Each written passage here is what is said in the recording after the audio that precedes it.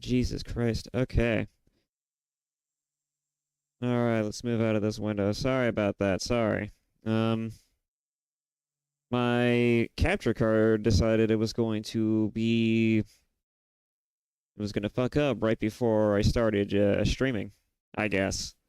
I don't know, it just wasn't displaying anything. It was weird. My capture card has always been funny like that.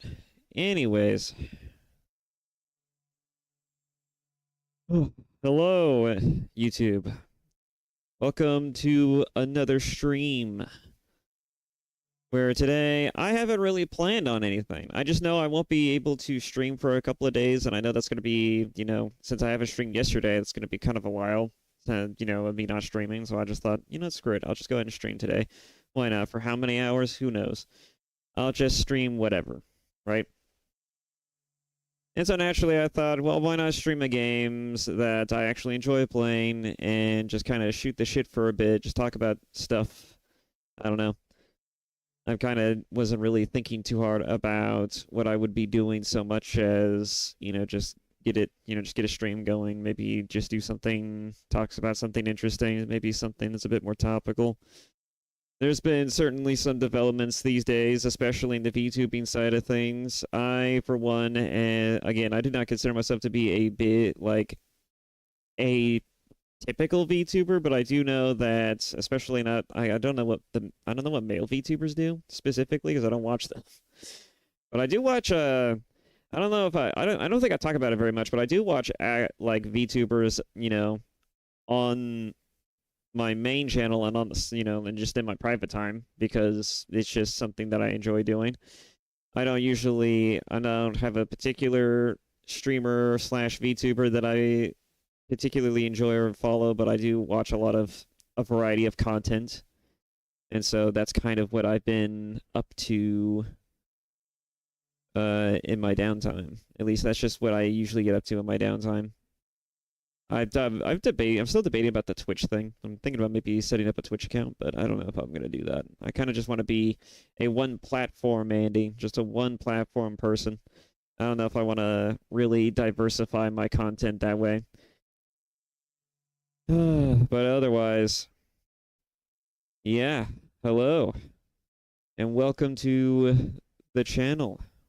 Wait, is one of my... No, that's just something else. Okay. I was checking my overlay. But yeah.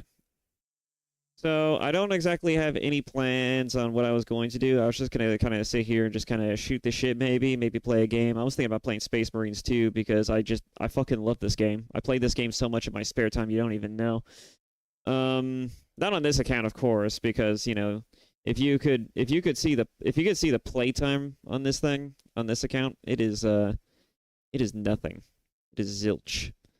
But on my main account, I have almost 300 hours. I believe I'm at 279 currently right now. And I really do love to play this game. It's just like a fun relaxation type of thing. I also go to between that to this game. It's called Witchfire. I recently bought this game not that long ago, and I've been enjoying it ever since. And maybe I'll play that instead. But yeah, those are kind of the options that I'm weighing here. Let's see. Other than that, though, I should also check YouTube real quick just to see how everything's looking.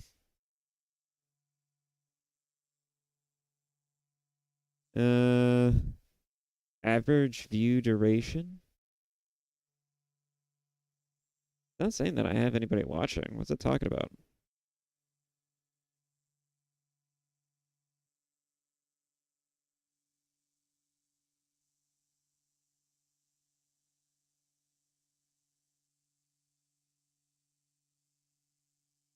Okay.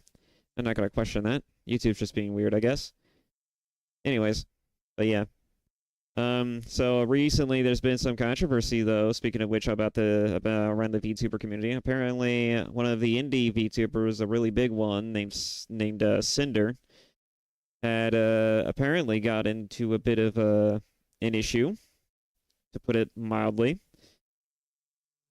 Now, here's the thing about internet controversies is that they're either really, really stupid or they're just poorly thought out, right? That's usually how these things typically tend to go, is that in most internet controversies, the people at the center of it are either do something really, really dumb or they just inadvertently do something that just puts them in a precarious position, right? That's normally how that happens. But in this case, it's I wouldn't say I'm very up to date on the subject. I just know that I just know that it's happened and it's probably still happening. I just it just seems interesting though, because from the general consensus of the whole thing, from what I've understand from looking into it and also seeing other people's reactions of it, is that she's essentially made some disparaging comments about her cohorts, her friends and colleagues, and she's basically put herself into a negative position where a lot of her DMs got leaked by her artist, her model artist.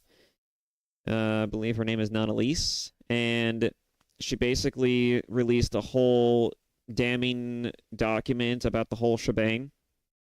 And her manager, who she may or may not be sleeping with, is another source of a really big source of contention because he's kind of like the biggest perpetrator of the whole thing, from what I'm getting the sense of. But the general consensus, right, wasn't necessarily like the actions that happened so much as the response to it that people are taking more so the umbrage with. I'm noticing, which makes sense. All right, I've been on the internet long enough to know that when an internet controversy happens, it's not about the controversy itself that's usually the worst thing. It's how you respond to it that usually really takes the cake. It really knocks the wind into its sails, or it knocks the wind out of it, right? Well, the response to that wasn't too great. She essentially blamed everything on her manager.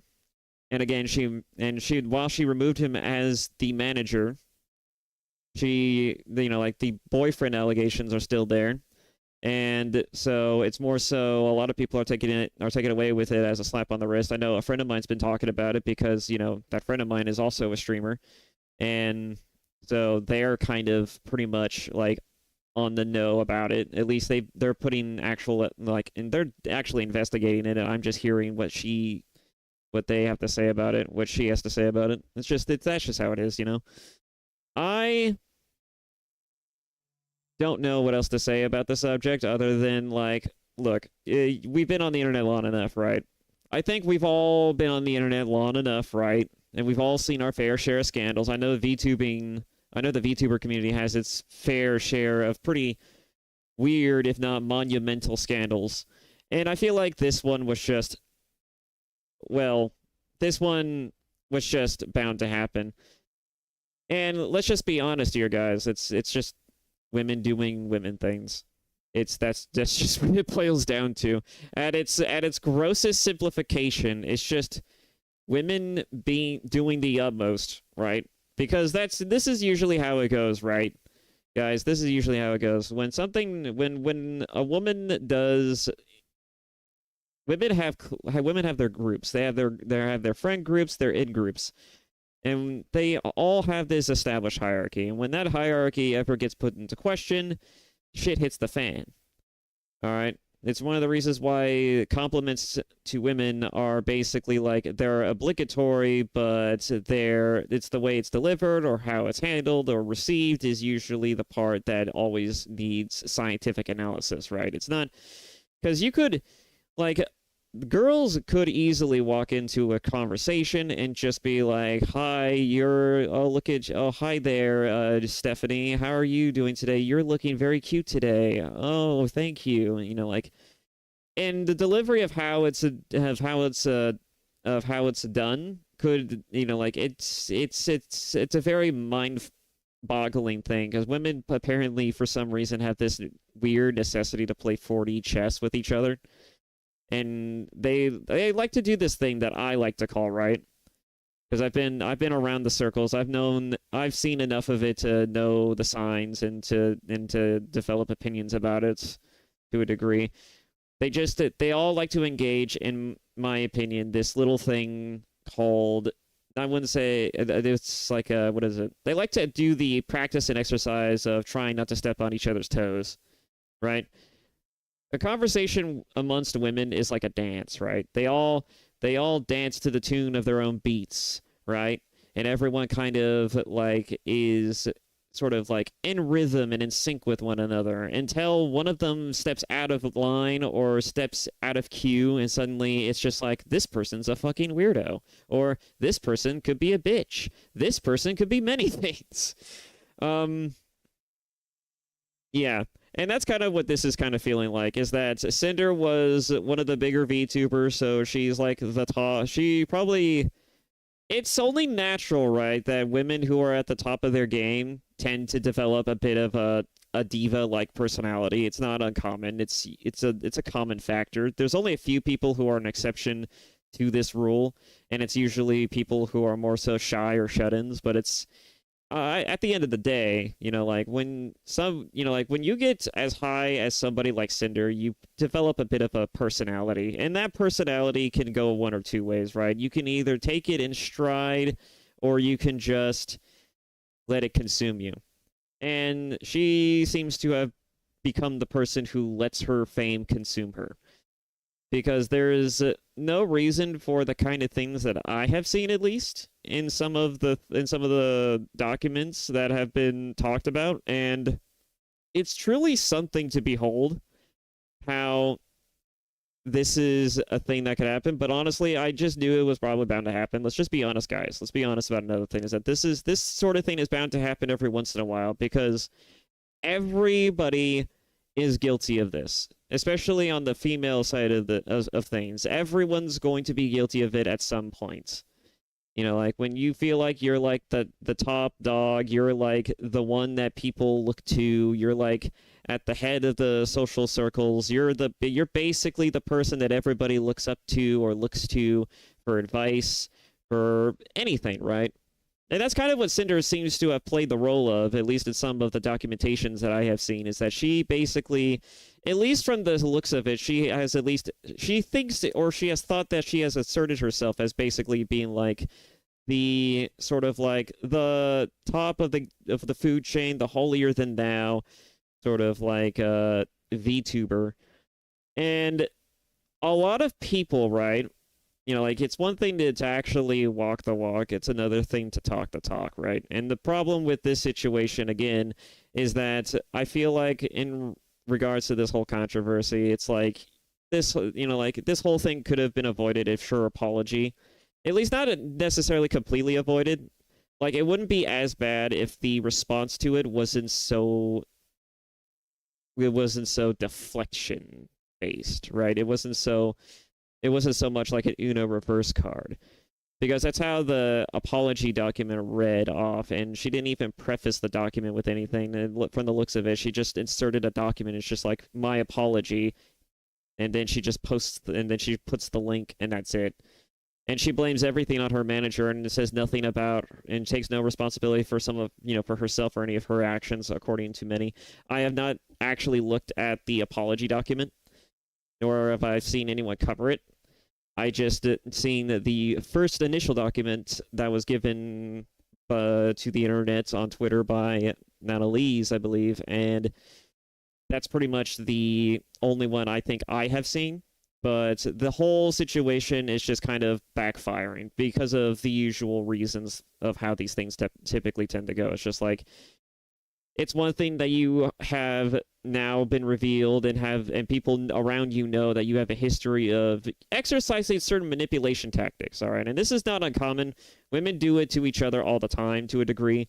Women, again, are always looking to see who's going to step on whose toes, and that's usually the exercise. They basically they play a game of essentially try not to step on each other's toes, and the first one who does it gets somewhat crucified by the group, or is just like, it's just kind of made light of, or just kind of made fun of. And if it's too egregious, right, sometimes, like, there will be that awkward silence, which I like to consider it, which I call it the fall, like the fall before the storm, right? Or something of that nature, because it's usually what happens is that once you once you say or do something that makes everyone stop to think, to really register what happened, it tends to go back, you know, in such a weird, significant way, right? That everyone thinks you're weird or a pariah, and then everybody stops associating with you. It's just like you slowly get trickled out of events. People don't even bother to invite you. They don't even talk to you anymore. And the only time they ever talk to you is when you talk to them. That's when you know you fucked up. And a lot of the time, and in this kind of scenario, right? I'm kind of just spitballing here, but let's just try and keep on track, I guess. But the whole Cinder situation is, at least from the looks of it, right? Without getting too deep into, to the sauce of my own understanding of, I guess, female behavior, is that Cinder was very much like the top of her own little social circles, her own little friend group. She didn't like the fact that some of the girls were kind of getting in the way of her ability to do things, and as a result, she kind of was trying to orchestrate things in such a way, right, that she basically would retain all of her cards and all of the things that she wants and that she needs to make herself, more successful, in a sense.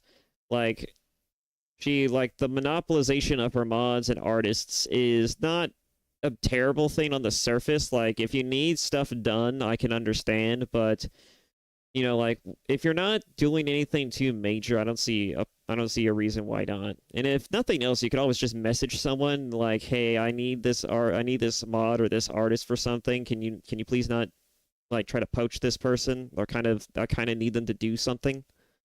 And even then, those people can be they'll probably say the same thing. You probably won't even need to do shit, but the fact that that these mods and these artists are basically accepting commissions and, nobody really gives a shit. They don't really seem to mind doing it because probably they're not doing anything in particular at that point in time. So they don't really see a reason not to do it. So why not, right? I feel like this whole situation, right, is a result of just, again, catty behavior among women, and she is allowing her own sort of personal needs and her own personal she's putting her well-being above everybody else's. And when that happens, that's basically asking for a good fall. That's a good fall. It's like you're basically asking for a crash out, essentially. To put it in simpler terms, it's basically begging for a crash out, and that's just how that cookie crumbles. I'm not exactly a big fan of Cinder. I've seen some of her streams. I think her models are nice. I mean, there's a lot of reasons why people would watch her streams, and it's probably not just because of the model, although that probably plays a big factor into it. She's got two really good reasons for it, but otherwise, she seemed, at least on on the surface, like a very interesting, very entertaining individual. But those are usually the people you kind of have to watch out for. It's the people who tend to be the most socially acclimated that are the ones that require the most consideration. And that's just my own personal experience. Again, as someone who's developed a bit of a persecution complex and has, I have survived things such as middle school, for example. It's not fun. California is a shithole, and the only thing people in California care about is, a lot of superficial shit. But anyways, it's truly something to see these examples time and time and again. And you think people would eventually learn this lesson, right? But no. There's always somebody who's going to step out of line, who's going to take things a little too far. It always happens. I mean, the internet's been around forever, and you think that people would eventually just learn their lesson, but they don't. And it's always so surprising to see people continue to fall into these same fucking trappings, these same fucking hurdles, these same fucking problems. and you think people would just eventually learn, right? We've had other examples of people having significant crash outs on a similar level, and some weren't even too bad, but some of them were just kind of a little too parasocial, a little too, or even grotesque. There's a lot of problems that stem from taking things too far within the VTuber community, and I feel like that, like when it comes to one of the reasons why, okay. So one of the things that I am afraid of, right, is that if I ever get big enough to a point, right, like let's say if I get big enough to where like I just become like I get messaged by people want to collaborate with me, like I have to do my due diligence and make sure that this person is actually a decent individual, because like as someone who takes his job very seriously, and since this is becoming more so a full-time gig than anything else, I have to put the onus on myself, right, to treat it like one. And so at least to a certain level of degree, right? And when it comes to collaborations and partnering with people, I have to take that shit very seriously, because everything could go wrong so quickly depending on who you choose to collaborate with. And from what I have seen, and in my own personal experience of having been on the internet long enough and seen these controversies play out, I feel like that you don't ever get a second chance to make a first impression, and first impressions are everything when it comes to being an influencer, a content creator. And so people's first exposure to you, as well as people's first meeting with you, is going to be very, very important.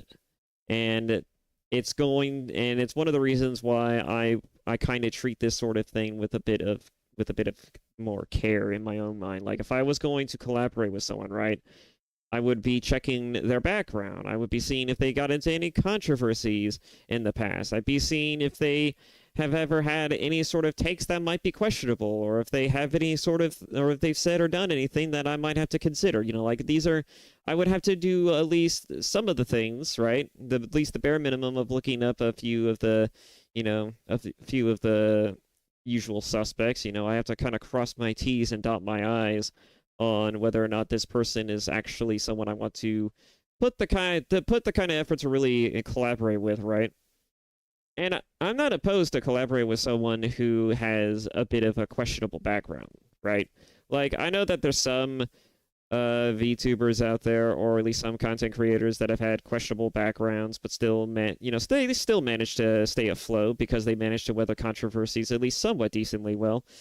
I know some people, like, here's an example, like Nuxtaku, for example, is a guy, right, who is basically a de facto VTuber now, and before I used to know him for a lot of his anime content, right, as most people probably who are fans of him typically tend to know him for.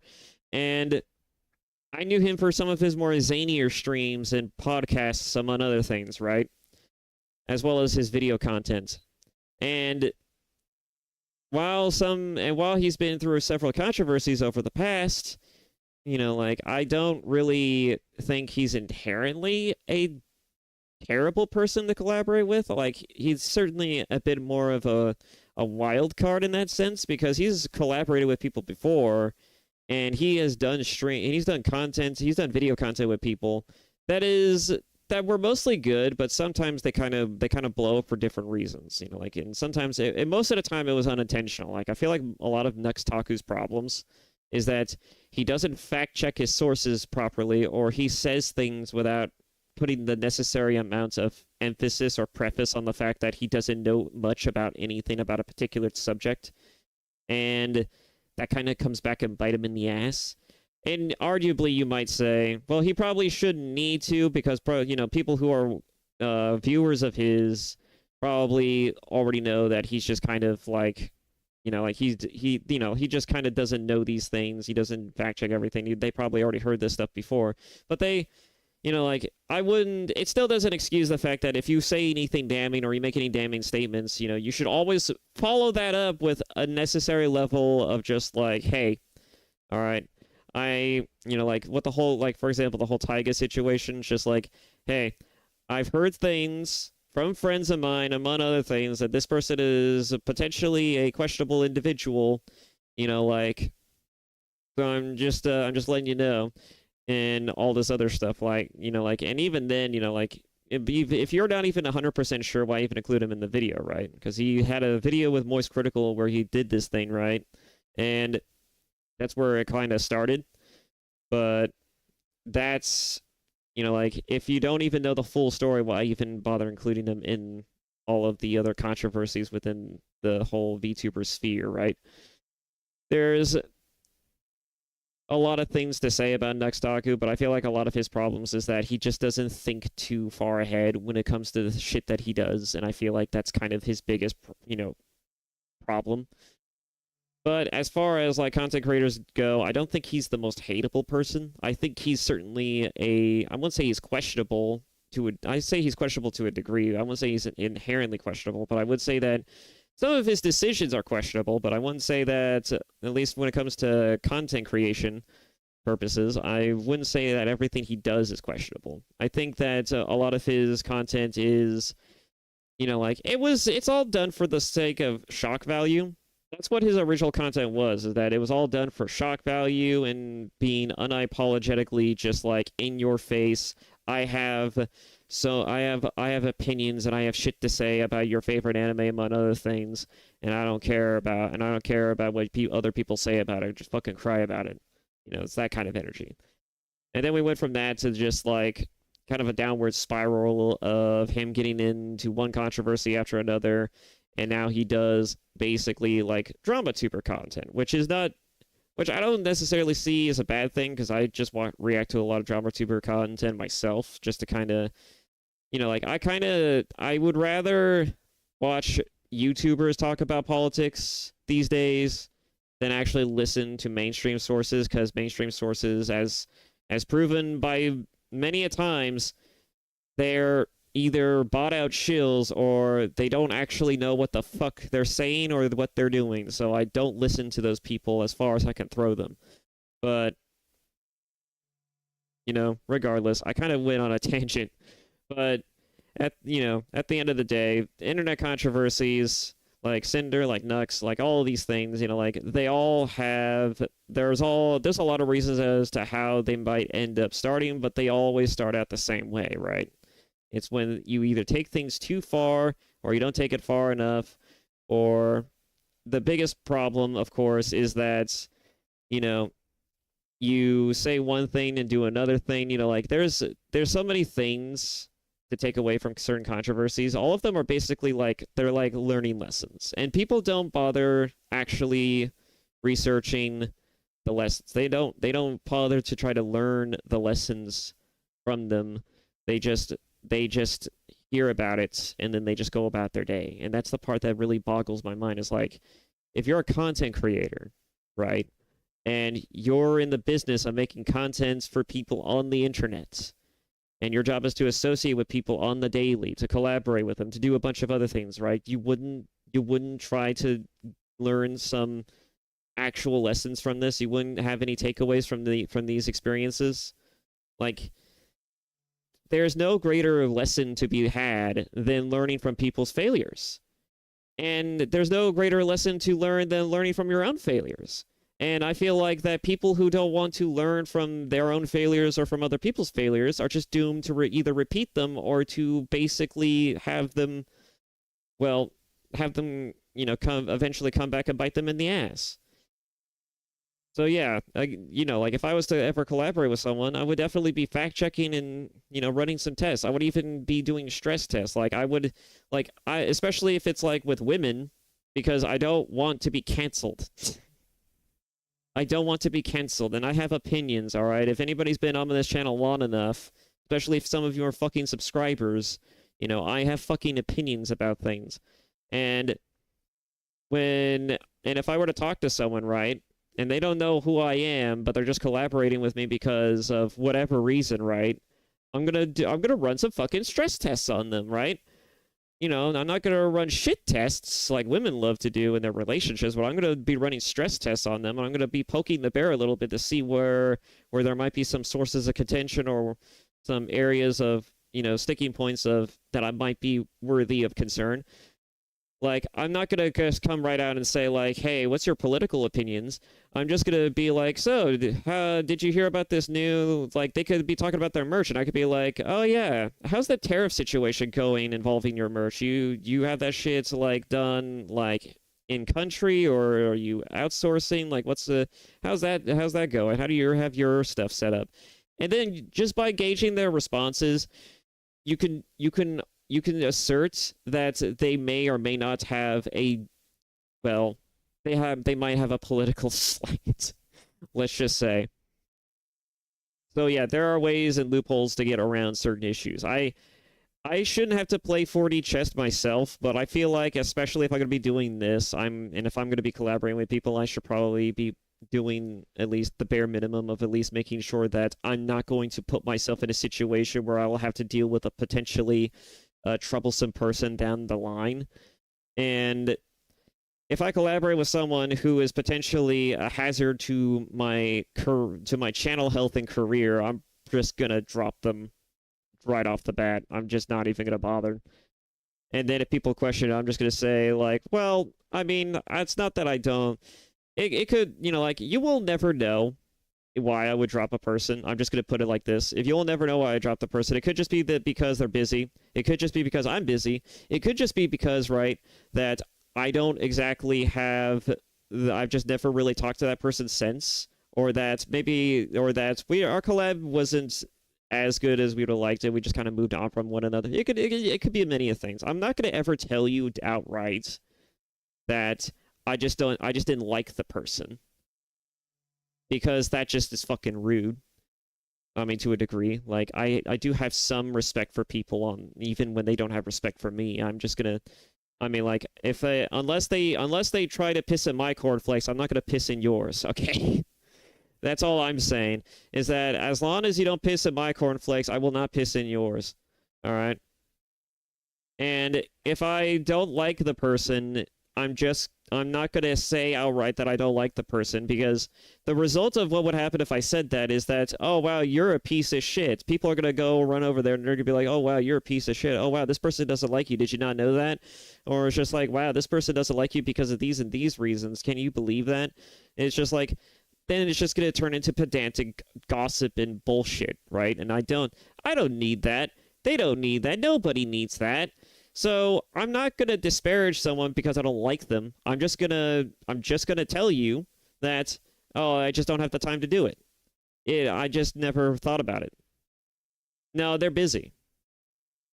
Like, if there was ever one reason why I would be a bit flippant on the channel about some of the things that I do and some of the things that I don't do, it's gonna be this, okay? I'm not gonna outright just put down or disparage people in any sense of the word, simply because I don't like them or because they don't like me or whatever the hell. I'm just gonna say that I just don't feel like I need to talk or collab with this person at any point in time. Like, we're our own individual people.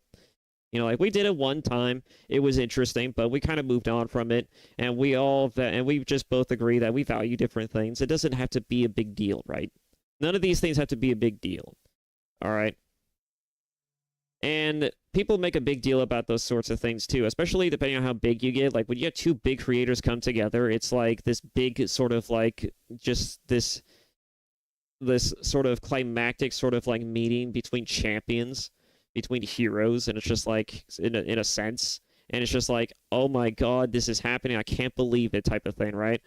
But it really isn't that big of a deal to the creators at the end of the day, because it's just like, I do a thing, you do a thing. We have our own particular way of doing things and our own flavors and spins on how we conversate and how we interact with other people. It's not that big of a deal, right? It's not that big of a deal for content creators, unless it becomes a problem in the sense like, I can't be myself around you, and that in itself becomes a problem. But like, I feel like in that regard, right, if you can't work literally, as the word state, as the word is defined, collaboratively work with somebody on a fundamental level, you probably shouldn't be doing it in the future. So yeah, that's just my take on it. Anyways, I'm kind of getting wrapped up in this sort of thing, but I thought I'd just take the time to kind of shoot the shit for a little bit. I'm just not sure what to do with this stream. I just kind of had some ideas of what I would do, but I just thought I'd talk about something, a little bit of what I've been seeing nowadays. And as far as like why I'm not feeling too good, as I made a post saying like I'm making this stream because the impromptu because I'm not feeling too great. And it's like I'm just trying to distract myself because I'm falling into the mindset where I'm starting to get depressed and I'm starting to think about stupid things again. So I'm not gonna do that. I'm just not gonna sit on my ass and just be stewing in that shit. So I thought I might as well should just try to distract myself from it. So this is more so me just trying to distract myself from depressing topics. And it had nothing to do with this controversy, by the way. I have no stake in the Cinder controversy, the Nuxtaku stuff, or even just like, hell, Gar graduated not that long ago. And a lot of people have opinions about that. And she also released a cover, her own musical cover, her own original song with Casey Edwards, and that shit was fire. But it's like I don't have really any stake in any of these creators. Again, I watch people because I like the content that they do. I don't watch them because I personally like them as. I mean, well, I guess I can't say. I guess I should say that. It's not that. It's not that I don't like. It's not that I don't like them. It's just that I'm indifferent, right? I just don't know them. It's hard to have an opinion about someone you've never met. You can enjoy someone's content. You can like what they do. It's just that I don't know them personally to really like them or to really want to be invested in them. And I feel like I'd have to know somebody if I wanted to get personally invested in them. I'm not the kind of person who's just who's about idol culture, which I mean that's a conversation and a half, but I'm not someone who gets wrapped into things like idol, like around I treat people like they're idols, put them on pedestals, only think about them as like these sort of like figures that can do nothing wrong type of thing. I'm just the kind of person who just would rather, and that's just the gross simplification of it, right? I'm just the kind of person who likes to casually watch people and see what they're doing and then just enjoy what they do. I don't put much stake or stock in any of the other shit. At any rate, so that being said, there's really nothing else I think I want to talk about. And I guess I should probably play something if I'm going to talk about stuff, to be honest. Let's see. Or maybe I could do some videos. What do you guys think? You think I should, like, react to some videos? Oh, I should probably... Give me a second. I forgot that I haven't signed in. Denied. You are denied. You cannot see. You cannot see it. I will not let you. Oh, well, this is just the opera thing.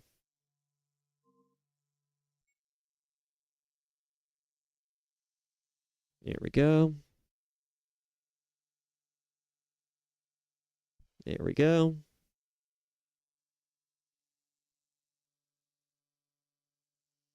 Alrighty. There we are. Alright, so. I wonder, should we maybe watch something? Maybe we shouldn't. I don't mind watching something. I would not mind reacting to something. Maybe we could react to some 40K content, because I do like me some 40K content. I do tend to watch it on my own YouTube channel, well, my own account. The biggest indie VTuber, yeah, that stuff. Possible, impossible. Shondo. A lot of people are also citing Shondo when they're talking about the Cinder controversy as well. Apparently, she predicted this kind of thing happening. Kind of think of it, I do remember her actually mentioning something about like how some VTubers actually date their managers.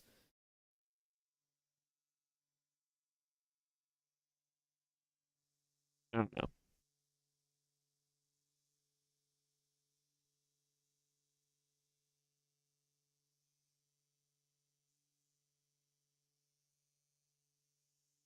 I got scammed.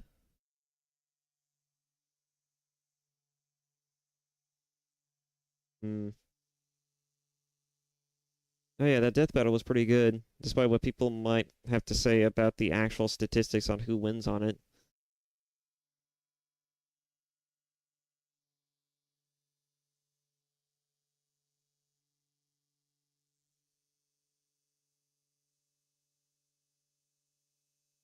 Some of these videos are kind of sus. I don't know why I get some of these videos. It's just like, well, not even on this channel. I get some weird videos that get recommended on my channel sometimes.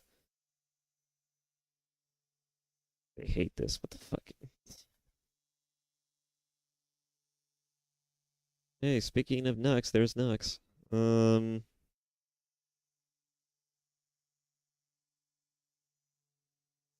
Yeah, I don't know. Well, if nothing else, we could always come back to it. I'll go ahead and just minimize this. Let's go ahead and play this. Now, I've never played the multiplayer for Space Marines 2. I've very much enjoyed Space Marines 2 in my own time, especially since the last time I've made the video series on it. And I really enjoy this game in my free time. I've already mentioned that, but I definitely have gained. It's earned all of the money that I spent to buy it. That's for fucking sure. Plus, the roadmap is almost complete, so if you had any sort of real reason to maybe want to get into it, now seems like a pretty good time to do that.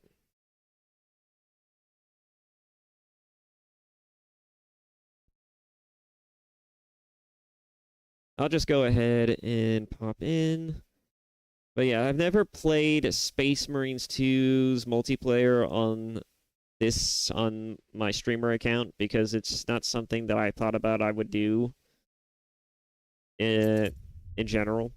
But, you know, since I'm kind of like starting to stream and I'm just kind of not sure what I'm going to do, I thought maybe just like I'd shoot the shit. Maybe some people will join, maybe some people won't, and I just talk about things while I play games that I enjoy. I don't know. I kind of wanted to think of it as like a hangout channel, but at least with live streaming, it gives me more of a reason to actually do stuff that's just kind of like stuff that's kind of like literally hating out with people. I don't know.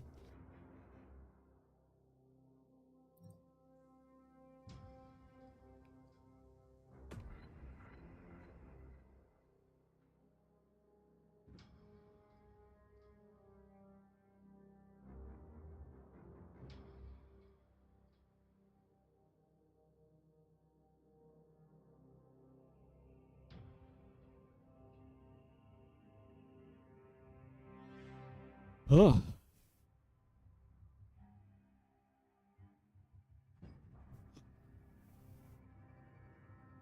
But yeah, I'm not sure how long I'm gonna do a stream for. I'm probably just gonna stream myself playing this game, maybe doing something else at on the side, and just kind of go from there.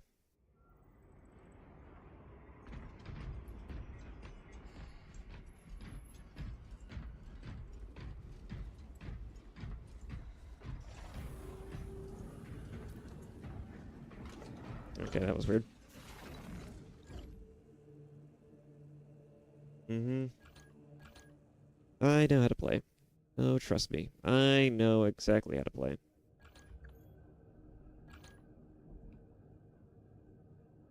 Yeah, even the champions and all the different chapters are practically out too.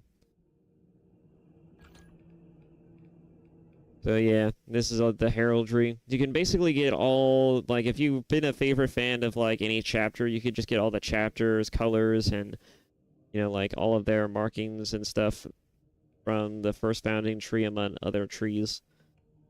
They even have like things from like unknown foundings to like other successor chapters from like the second foundings onward. And they even have other chapters that weren't directly, you know, like they don't have their successor chapters further extrapolated on, like the Dark Angels have their own successors and second founding chapters, among other things. You can certainly get a lot of mileage out of this game now than you did when it first released. So if there was ever a reason to get the game, it would be now. You can even customize all the details on it, which is nice. I'm not too interested in wanting to delve through all of the customization stuff right now. We're just going to keep everything as is and just kind of have some fun with this. The only thing I will do is put a helmet on all of the classes because I just don't like being without a helmet. 200 coins. I don't remember that being a thing that the game starts out with, but it's been a while since I've been a newcomer to this. What class should I play? The one that I usually main in my, on my own time is the Vanguard or the Assault. I just like both of these because I like the hammer. I just love slamming into things. And I also like the Vanguard because I just like the brutal in-your-face type of like combat style. And I guess another fun one would be Heavy, but Heavy's only fun if you enjoy just like completely destroying entire swaths of enemies with just unrelenting arsenals of of bolter, plasma, and multi-cannons, because multi-melts are great.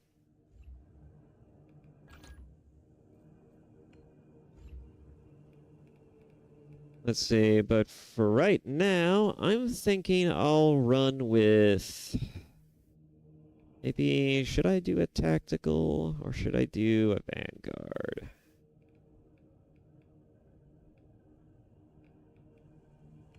Maybe I should do a jetpack.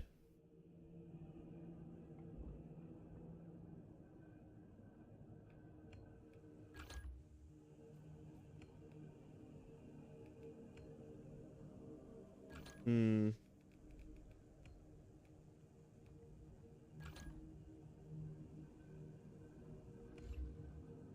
know what? Why not? I'll play Vanguard. It's one of my favorite classes.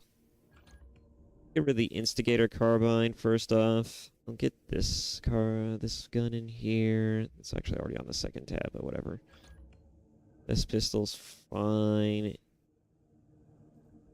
Kinda. I actually would rather have this, maybe. Yeah, let's just get the Heavy Bolter in there. Heavy Bolter's a good pistol. Alright, now let's replace you with this. This is probably by far the best submachine gun. This Bolt Carbine is amazing. I would not give this up for anything. Let's see, we'll keep the Melta rifle on this one. Yeah, we'll keep the basic pistols for sure. I think we'll keep the knife, maybe.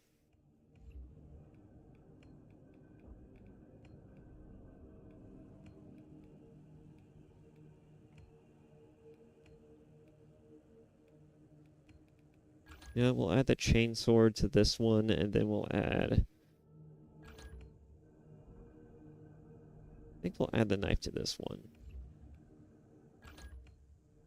Then we'll add the Inferno pistol, which is basically just like a miniature Melta gun. Pretty nice, actually. Oh yeah, the Space Wolves Champion Pack. They did have the... Oh, I don't see it in here. They did have a Salamander Champion Pack for this character, but I don't see it in here. Oh, that's right. It's on the Sniper class. That's right.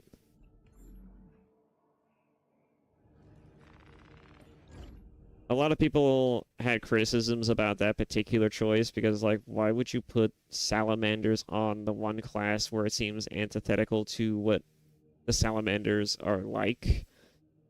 And the reason they gave was because they had already had ideas for like the other classes of what their champion packs would be, and they just didn't know what to do with the Salamander one. That's the excuse that they gave, but honestly, I think putting the Salamander as a heavy would have made more sense. But yeah.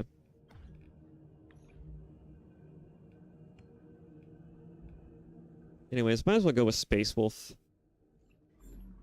Go with the Space Wolf look.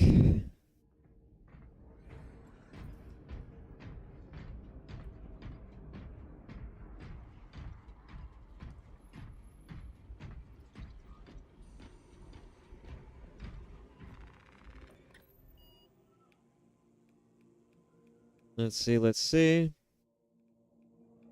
Oh, yeah, there you have the markers because I've never done them on this account. Let's see. I think I could do... No, I don't know. I have crap weapons right now. I'll just try average for now.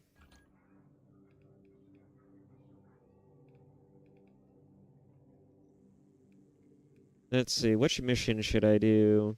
I guess I could do it in order, but I'd rather just do it in preference.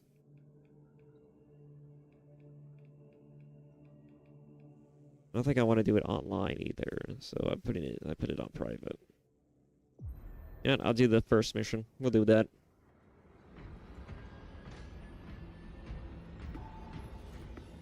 Oh, you know, if I was gonna go with a Space Wolf look, I could have gotten the camo for the gun and I believe the chainsword as well, but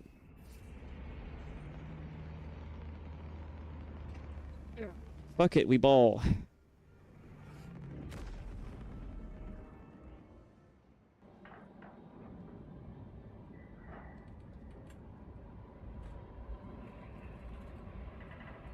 But yeah, I played this. I played a lot of Darktide as well. But Darktide kind of is like... They expect you to do... They expect you to get a lot better at the game playing Darktide. Like, you have to do some of the more difficult missions, and doing it with randos is kind of a pain in the ass. And even when I do it with some of my friends, right? When me and some of my friends try to attempt it, it's like... you know? Store Promethium at the refinery to destroy the enemy swarm. The Cadians were tasked with providing assistance, but we have since lost contact. First, proceed to the Cadian outpost and establish their fate.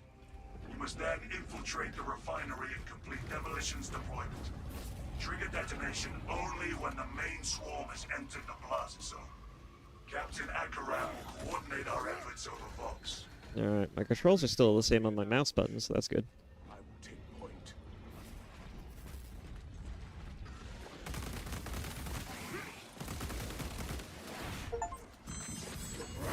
The art of dismemberment. Thanks. Stay dead,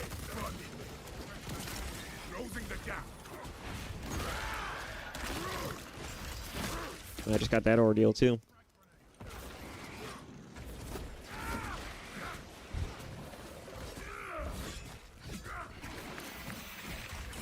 Oof.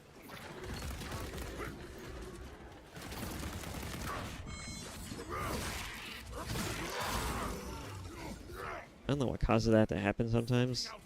Like, it should pause. Whoa.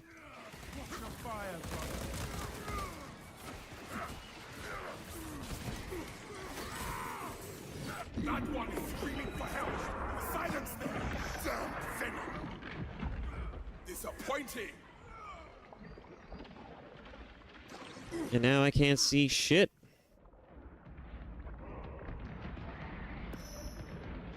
But yeah, it's basically like, what's an easy way to explain this? It's like Left 4 Dead, sort of, right?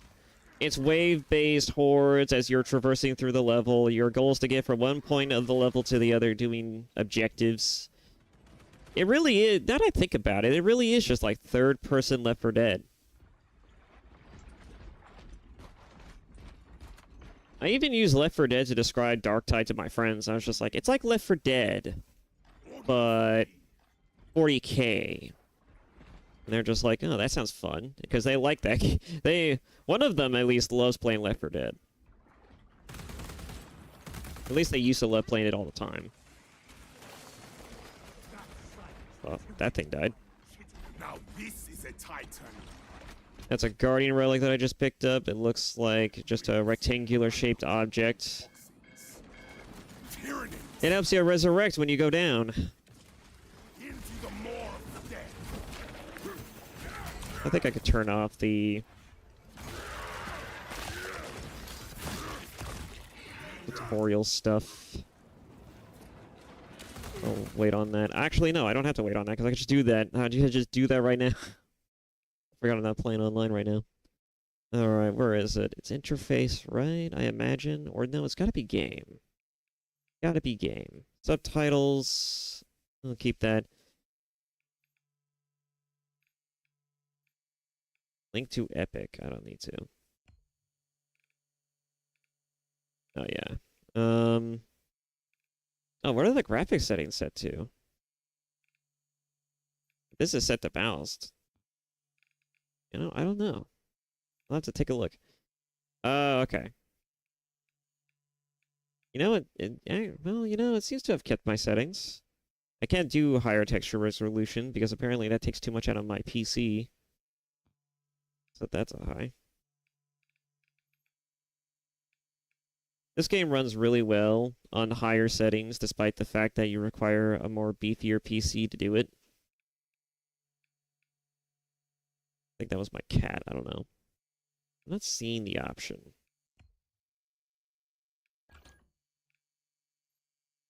Reminder and tips, or deal completion.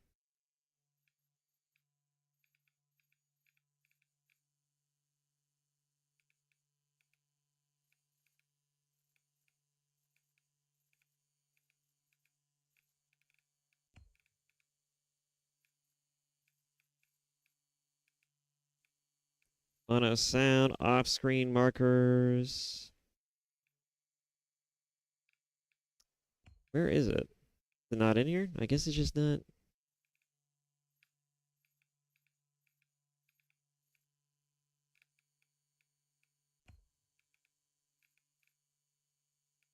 Aim assist. I don't need aim assist. I'm not playing on controller either.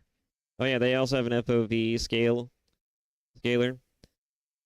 Which kind of makes it look kind of weird when you slide it up all the way, but I mean, I would have liked a POV scaler, to be honest. You know, just zoom out from the character, literally. Just move the camera back a bit. But no, this is like full on, just like, we'll just stretch out the camera, it feels like, when you do it this way. It just kind of, I don't really care for that. Because I didn't hear and I just missed it.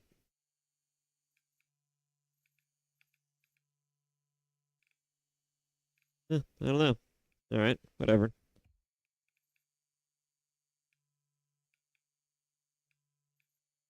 No matter. Doesn't matter.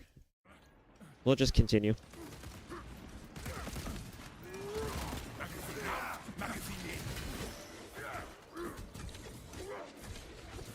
Ah, you bastards. There we go. At least one of you's.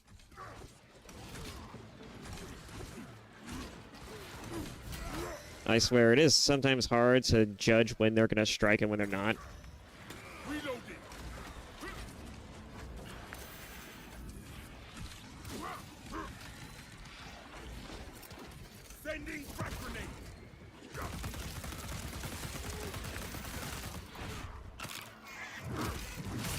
Do you mind? I'm trying to reload.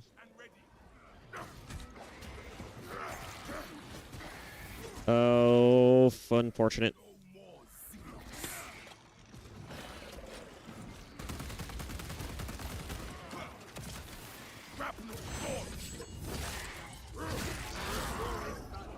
I was really hoping they wouldn't kill it before I got to it.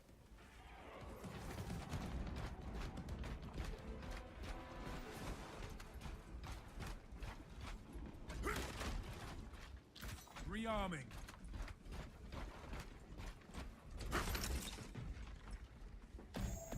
Thought it was good to smash crates. You get interesting items from it, like that armor boost. Gives me 2 more squares and 1 if I have 3 bars. And the armor rating, the armor scaling is dependent on class.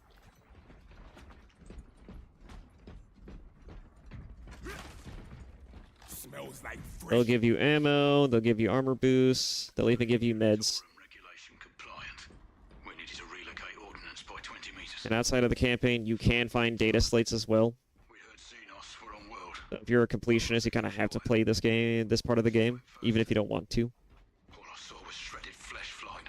And honestly, I don't see why you wouldn't want to. This is probably the better aspect of the game. Ooh, hello. So here's an interesting thing. This is the Gene Seed. The interesting thing to note, if you've never played this game, is that the Gene Seed is good. The Gene Seed is good if you want to play, if you want to be optimal with leveling. Because the Gene Seed, what it does is that if you manage to carry the Gene Seed all the way to the end in place of like a Guardian Relic, which is what helps revive you, it gives you bonus experience. And the tutorial thing is already telling you that as well. You get you get a nice boost of experience by the end of the game if you carry the Gene Seed all the way there. As well as just if you happen to find it. You have to find it more so first before you can even think about trying to get it all the way to the end.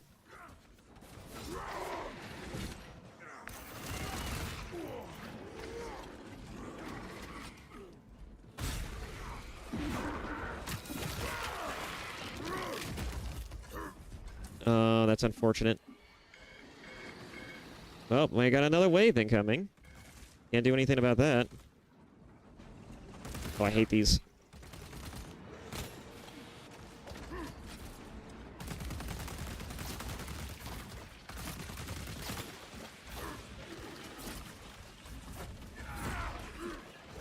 And he runs.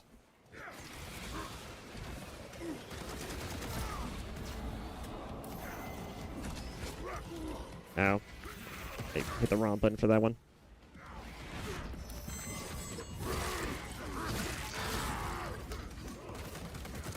Normally, if you're not carrying the Gene Seed, what I like to do is that I just like to stockpile on meds, and then only when I die or go down the first time do I actually bother to use them.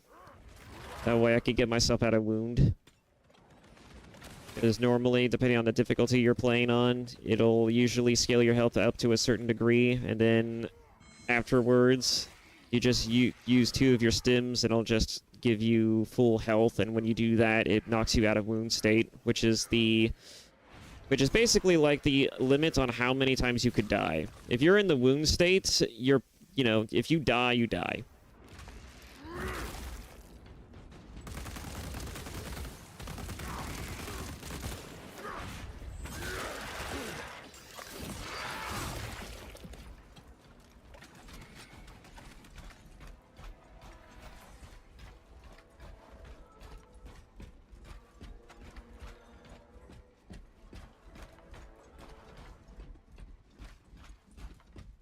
This first mission's always a bit of a tricky one because it never gives you a whole lot of ammo in the beginning. You always have to go long stretches without ammo dumps or boxes that give you ammo.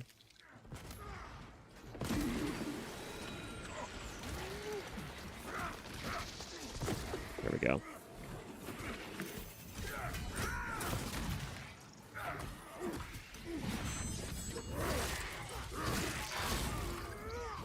The one thing that I really love about Vanguard as you level it up is that eventually, if you get it all the way near its 20th level, you can use healing upon executions, and that's by far the most useful thing to have, especially with this class, is that healing by executing, it incentivizes both an aggressive playstyle, but it also, whoa. It not only incentivizes a very aggressive playstyle, which is what is necessary for this class, it also just helps. Is it just me or... Okay, I was about to say. It's also just good because it means you don't have to waste too many stims and you're more likely to not die as a result of just, going through the levels and going through combat scenarios. It lessens a lot of risk. Sweet, there's an ammo cache.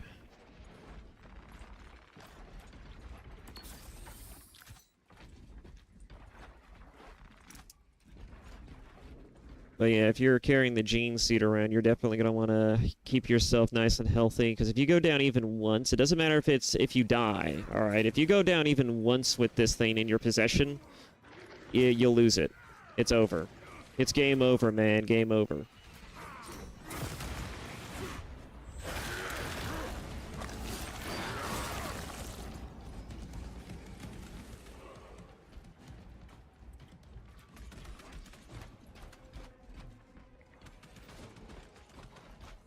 I don't know what they're shooting at. Assuming he's dead now. No targets detected. Probably means that there isn't anything. You can tell the type of enemy variety is in the area just by looking up at the compass thing at the top.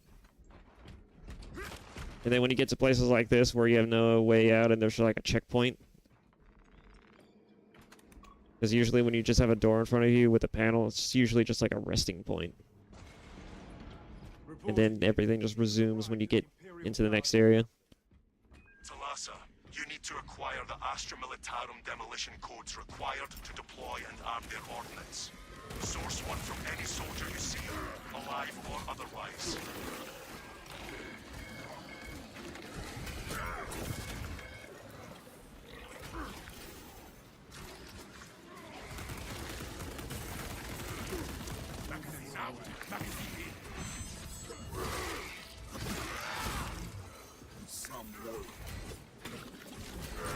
You have to parry this thing twice because the whip attacks are by far the most annoying. So they don't just get staggered after the first one. No, no, no, no. You have to do it twice. It's kind of tricky to get used to after a while, but you get used to it.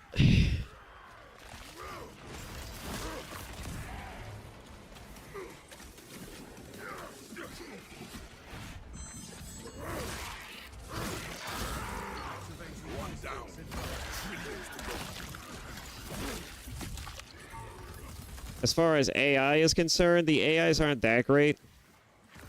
They're not useless either, but they get... I wouldn't... They're only good for just making sure the mission doesn't end. Because if you get down, the mission won't just straight up end, but...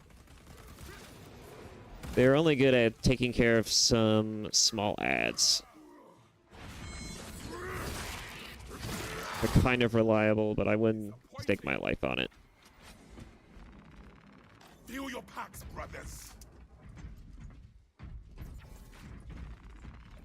Got through that. A waste of time.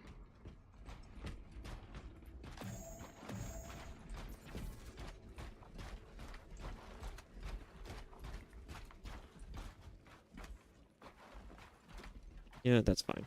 We'll keep it at that.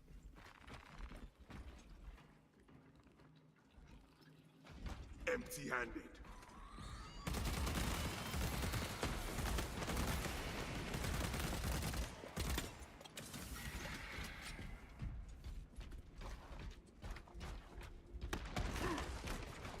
Ordnance on me. Swapping magazine. Nothing. Keep looking.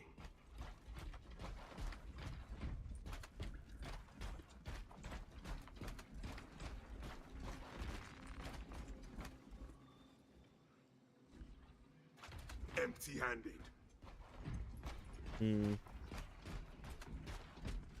Where is the Cadian soldier that has the lunch codes? Is it you? Got them. There we go. Captain, the demolition codes are secured. Proceed to the Prometheum refinery and complete the demolition preparations.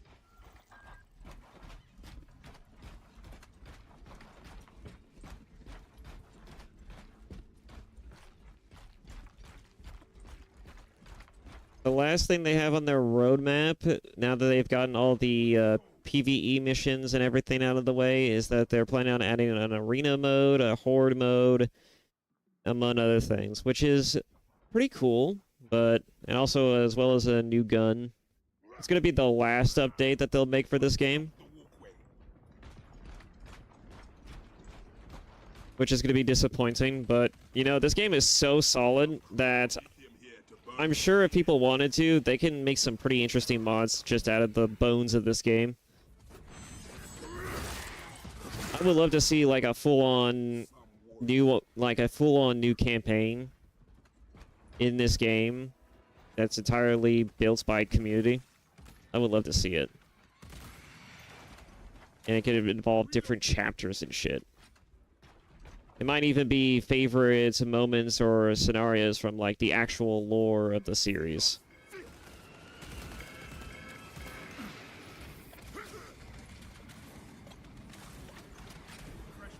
Saber Interactive also doesn't seem to be too against modders either, because they do have their, not only their test server thing for testing out new stuff that they want to put into the game, but they also have been updating people with saying like, hey, if you want to play the mods, make sure that you play the game in like the, I believe they have a specific like mod sort of like a version of the game that you can just sign into that disables the anti-cheats but doesn't allow you to access the online features. I don't know. I haven't looked that far into it because I've never bothered to try and mod the game. I don't like the idea of fucking with my game like that. And plus the mods that I was looking at initially didn't really pique my interest. I haven't checked on them recently, but probably some good ones in there.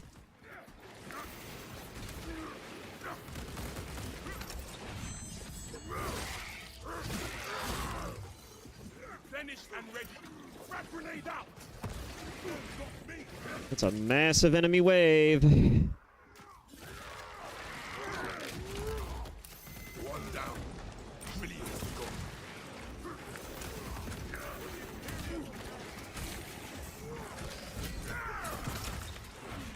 I'll take that, please. Thank you. Swapping out magazine.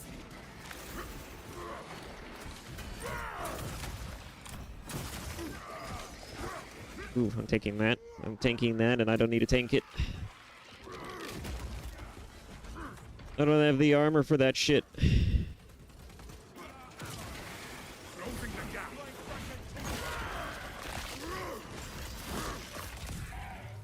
Disappointing. Rebel launcher set.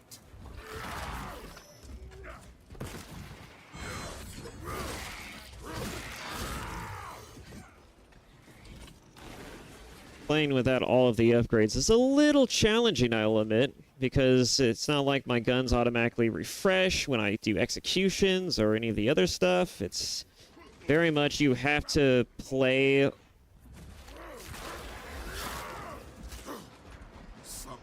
without any of the nice conveniences of having already played through the game quite considerably.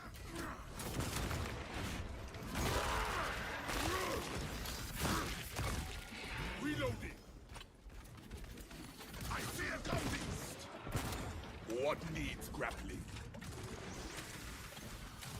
Xenos, take cover!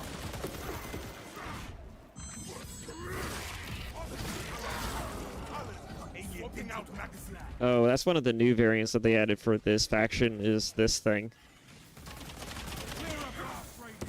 I'm not used to fighting this thing still. Because I'm not sure what is the optimal way to fight it.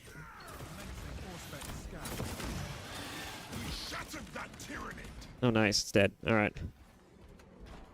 I'm not sure what's the optimal way to fight that thing. I just assume that if I keep pelting, it'll die. Because I literally have no idea how I'm supposed to deal with that thing. Stims injected.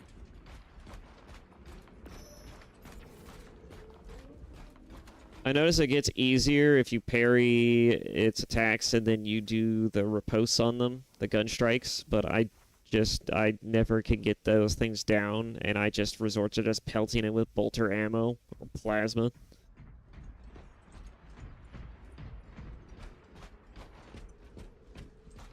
Especially since his initial 3-strike attack is never usually telegraphed. At least I don't think it is. I could just be dumb.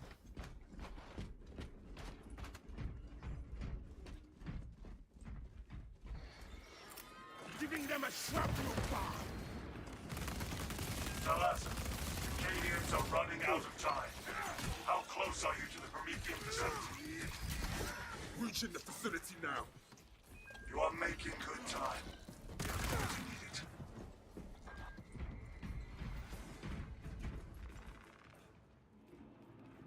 What should I switch to? I guess I'll switch to the Melta, because I know this is going to be a horde-based one next.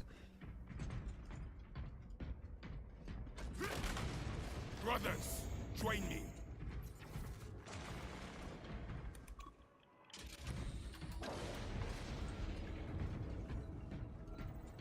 Let us finish what the Cadians started. Use the codes to prime the bomb and finish its deployment into the crude Prometheum well. Cautiously. If you know what is good for you.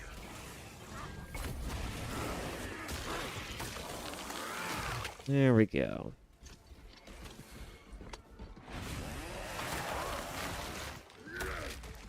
Stay dead, vermin. Reloading.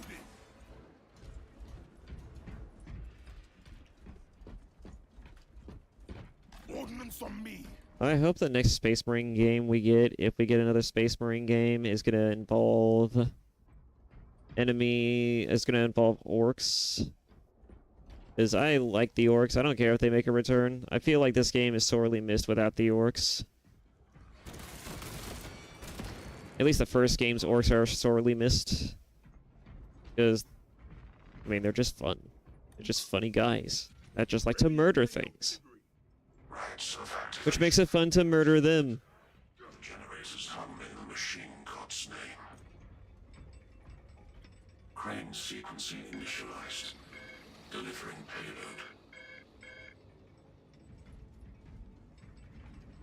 payload. Alright, which way are they gonna come out? Yeah, that one's always a given, but I mean, which way are they gonna which thing are they gonna attack?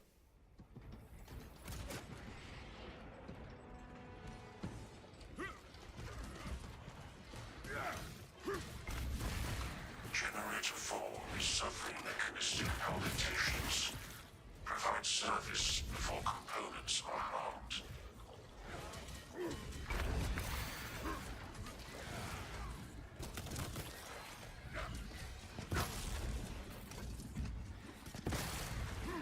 All these dead Tyranids are a welcome sight. Swapping out magazine. Got a clean house. Rally, brothers! X-axis We can retake that generator with ease. Messiah's will. This is a precise operation. We I did not see the sniper shot. them,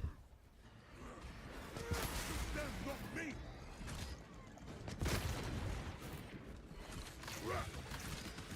Magazine out. Guys, you ruined my chance to get armor. Generator 2 needs support. This is 3.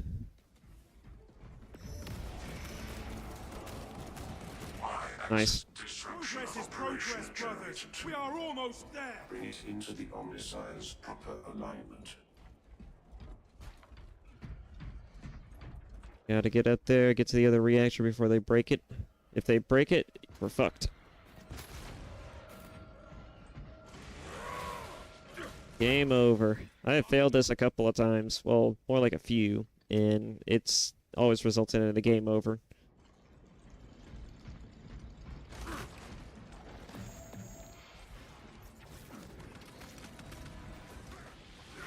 That is heretical behavior. Shut them up. Before they bring more. Luckily, when you kill an enemy near it, it'll not do that. Their hive connection makes it nice. Demolition deployment sequence concluded.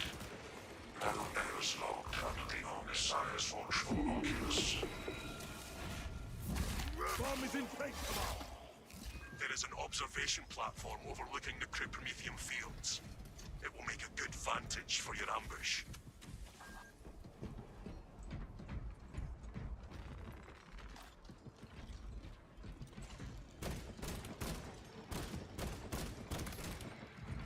Replenished and ready. Whoa. This motherfucker always sneaks up on me when I least expect it.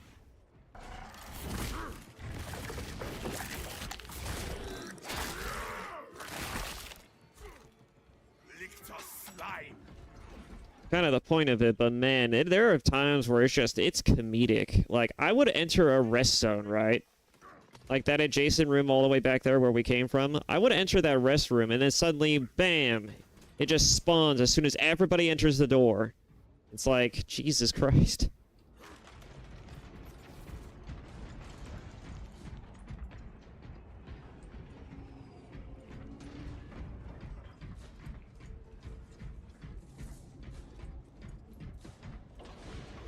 Do not get turned around.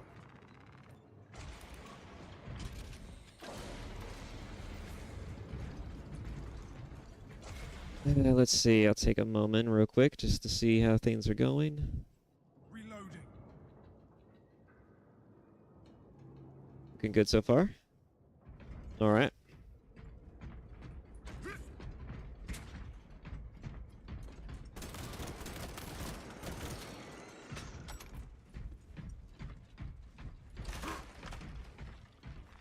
Got the gear. Oh, melted bombs. Nice, nice, nice, nice. Changing magazine.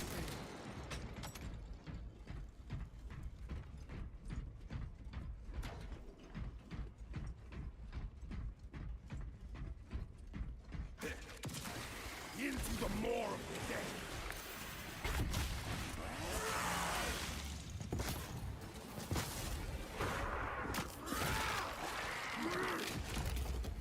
Disappointed.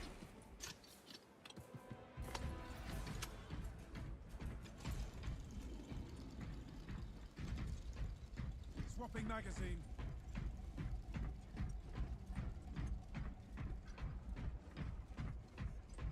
There's never anything over here. I don't know why I bother checking. No, not even a data slate, that's right.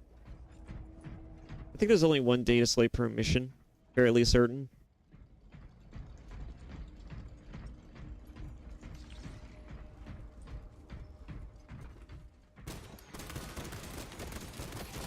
Swapping out magazine.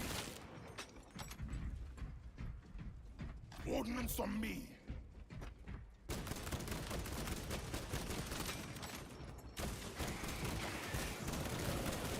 Assume your weapon now.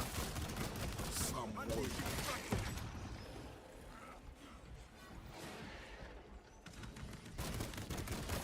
Reloading.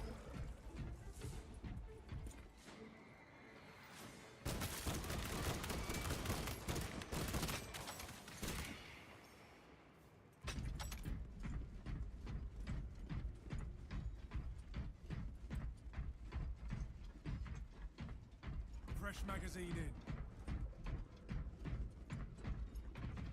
Oh, maybe there are two. Okay. Always loved the smell of Promethium. Smells like humanity. Smells of grit. It seethes with chemical reactions, waiting to yield power. In the green tube of energy, I see thrust and Armory data. always have I loved the raw blood of industry. Armory data is good for upgrading your weapons. That's what it's mainly used for. It's upgrading your war gear. Smells like fresh. Got another wave incoming. You can get armory data for in 2 to 3 ways, right? You can get it for completing the mission. Well, no, not completing the mission. You can get it either by the servo skulls, which you then, like, you carry the data all the way to the end of the mission, or you fight terminus type enemies, where they're basically just mini bosses. They usually come in the form of a Neurothrope, a Carnifex. If you've seen the campaign or you've played the campaign, you know what that is. And they're basically just big boss-like enemies that serve as just kind of like the tanks of this game. Like in Left 4 Dead terms, they're basically the tanks. Ow. Rest assured. I will hold you to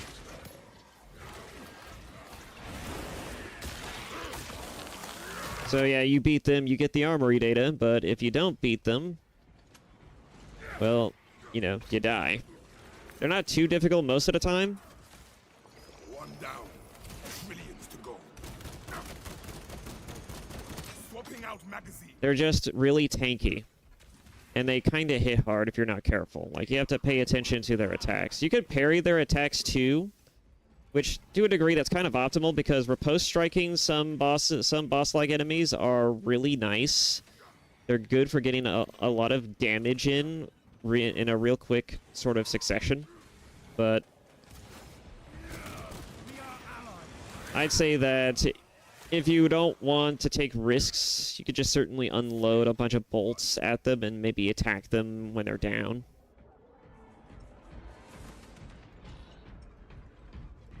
Another extremist somewhere. It's probably either going to be a Lictor or... Nope, it's Zoanthropes.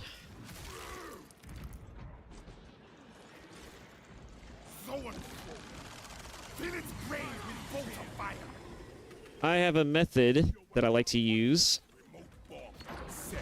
Damn it, it got away from me. Bastard. I don't have enough ammo for this.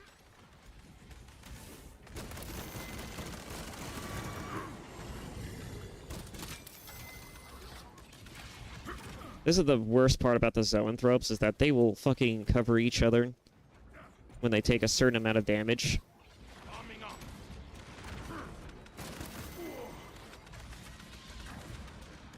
And you have to deal with two of them at the same time. It's the most annoying thing. Oh, that's my favorite execution that they added so far.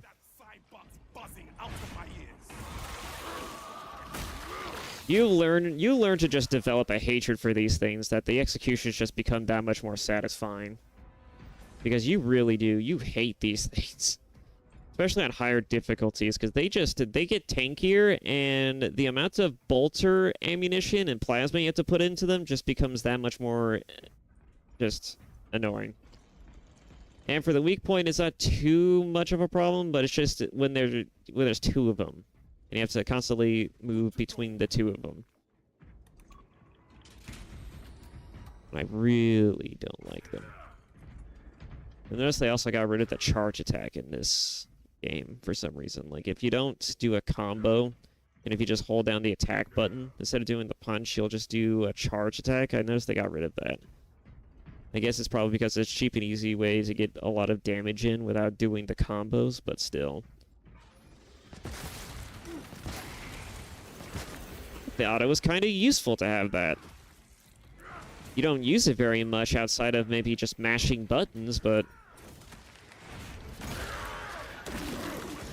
like in a skirmish battle like this, I don't see a good time and place to use it, but when it comes to fighting like Neurothropes or boss-type enemies, you know, if you have an opportunity, why not use it?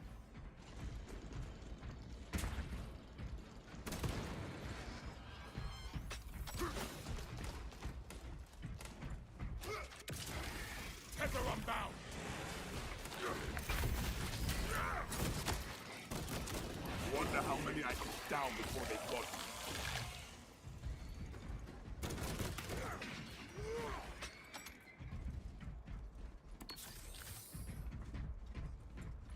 I probably should have put it on substantial difficulty because I literally am not having that much of a difficulty going through this.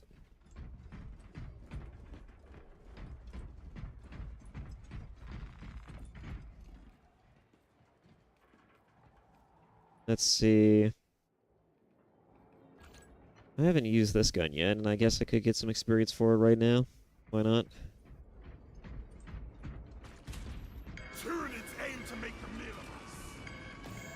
Well, I mean, we're about to get into it in the next area, so...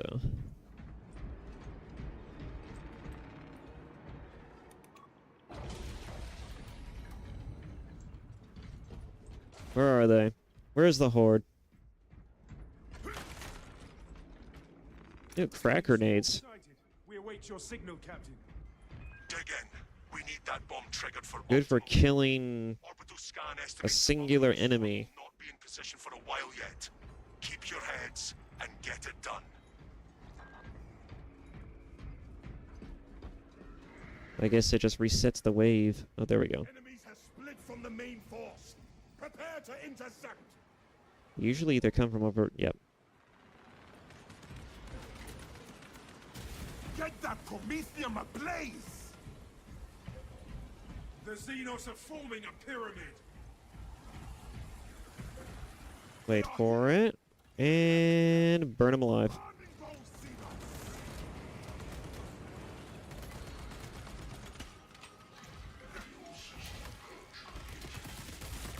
The bulk of the swarm is continuing along the protected path.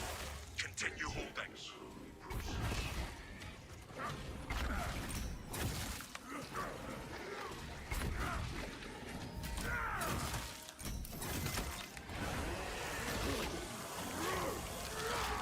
Releasing disappointing! Whoa.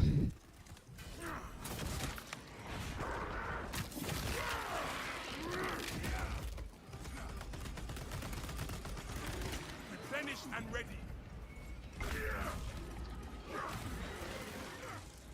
Come on! The Prometheum is begging to be put to use!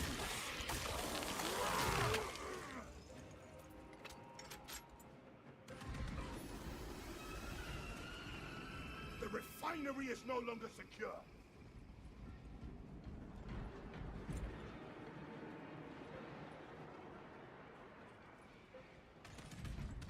Coming from the sides. Actually, they always come from the sides around this time.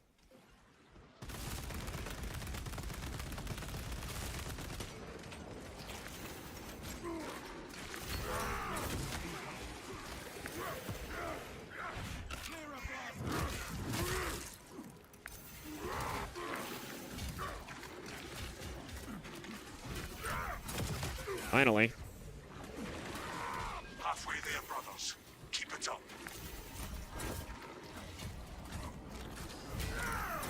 Alright, I see you, I see you. Just let me go, please. I'll just fuck off. There we go.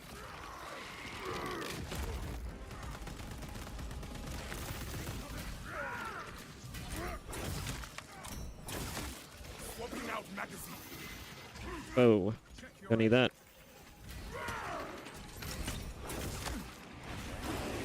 Two enemy waves eliminated. I'm completing a lot of ordeals just without trying. Oh god.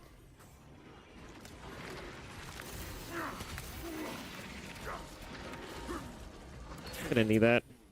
I'm really gonna need that. Oh, thank you, little guy. I needed that.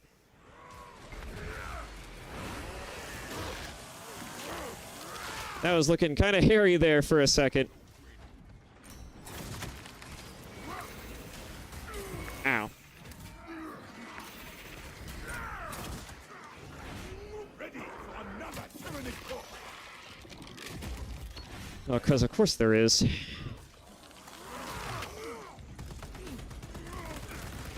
I kind of tooted my own horn a little bit, didn't I, when I said that? Just like, oh yeah, I'm not having that much trouble. Tyranids are attempting to reach our platform. Hold the line. We will push them back. I was kind of begging to be humbled, wasn't I?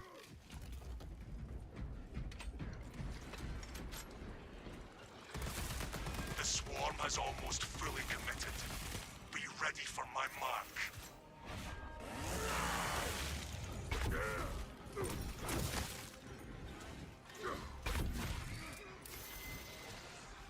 Deal your packs, brothers.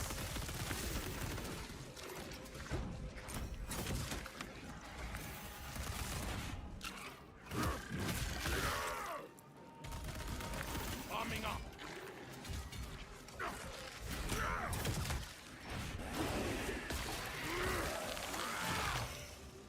Some warrior. One of the companions threw a grenade, but maybe they did, it just didn't go off. Or maybe it did go off, it just didn't have that much of an effect. Magazine out. Magazine in.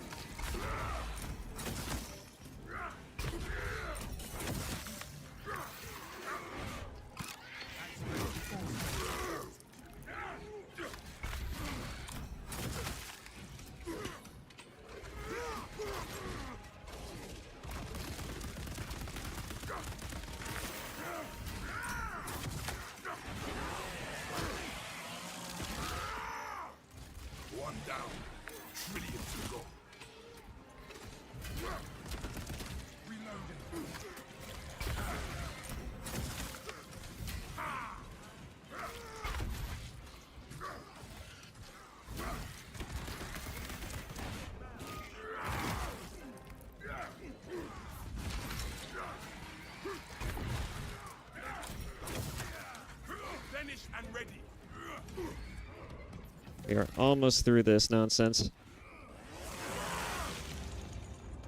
You are clear to detonate. Cook those rotten bastards. Yes, Captain. You heard him.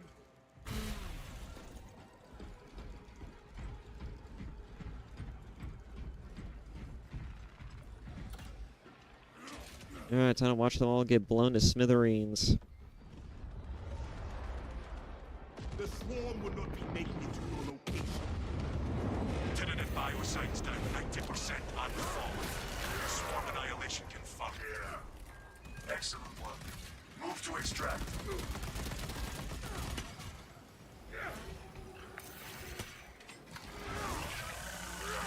Thunderhawk arriving at evac point. Ramp down and ready. Converge at the extraction point. Hurry! Time to get the fuck out of here.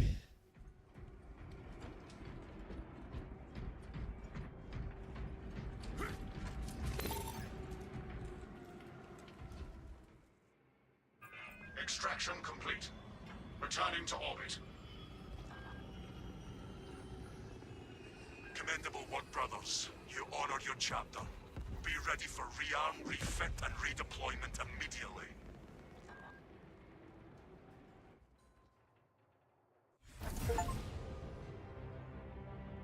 Crude but effective. Deploy a bomb in the Promethean well to destroy Tyranid swarms. I'm assuming is what that actually said. Victory!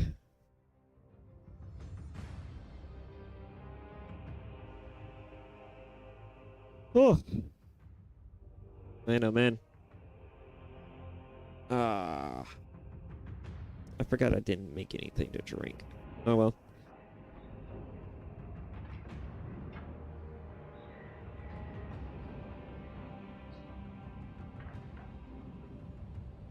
Ay. I'm hearing a lot of things about the new Expedition 33. I'm kind of curious to see how that game's going to look when it comes out. Because I'm hearing a lot of people talking about it so far, and just my interest is piqued. Let's see, a lot of special kills, a lot of actual kills, damage taken. Alright, not too bad. Level 4 already.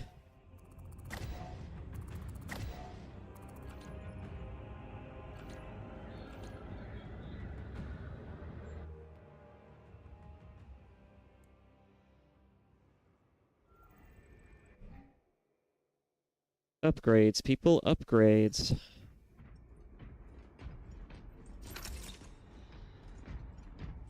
A lot of ordeal related stuff.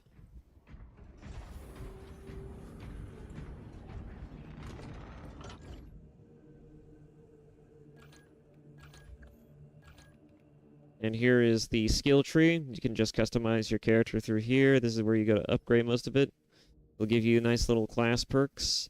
The team one is basically for everyone in your team.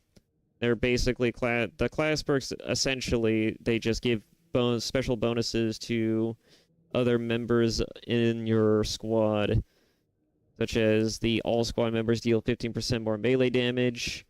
Melee finishers of extremists or terminus level enemies basically give you restored 30% health for any squad member. It's all really nice. Then there's the signature ones, which is basically for like, it's more so like class specific.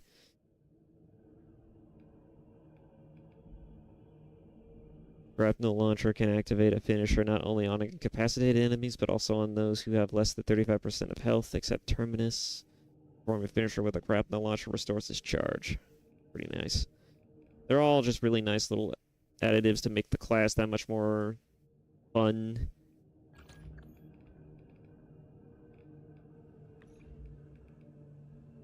I don't think I really need to go and explain too hard. I don't think it needs that much convincing, as these things typically tend to be. At any rate, I'll switch over to this. I think this one also has a different skin, right? It does. It does have a different skin.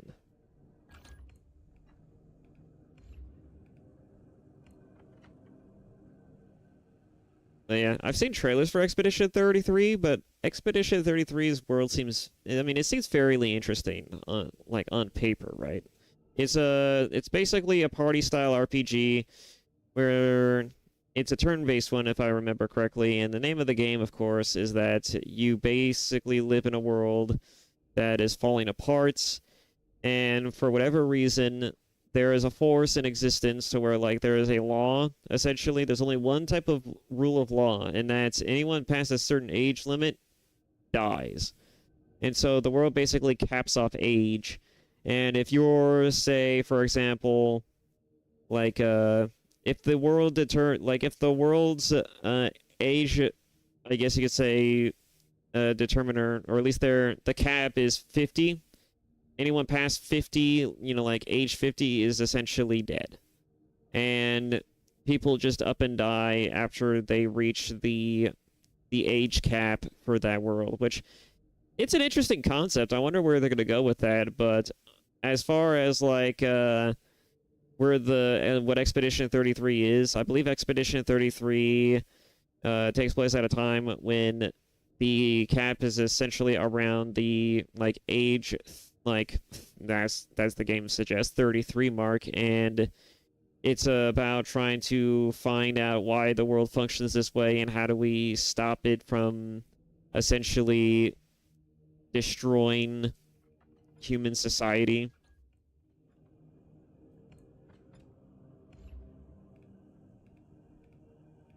Causing essentially a collapse because of the fact that there's an age, like that the cap keeps, you know, the age cap keeps getting lower, but, you know, how far will it go if it's, you know, if it's left unintended? I mean, like, eventually before long, we're going to have people who are, like, we're going to go from 33 to 30 to 28 to 25.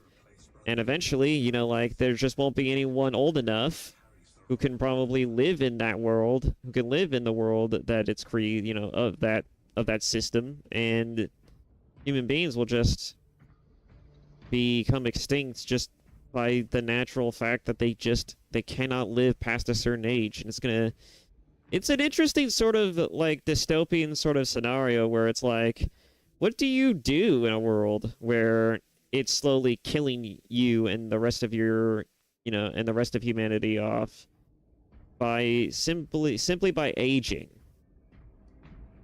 It's a fascinating concept. I wonder what sort of stories they're going to tell and what sort of conversations that's going to be had as a result of that. Because I think it's definitely an interesting conversation to be had these days, because we have a lot of fucking fossils in mostly executive and political positions, and I do not care for those people.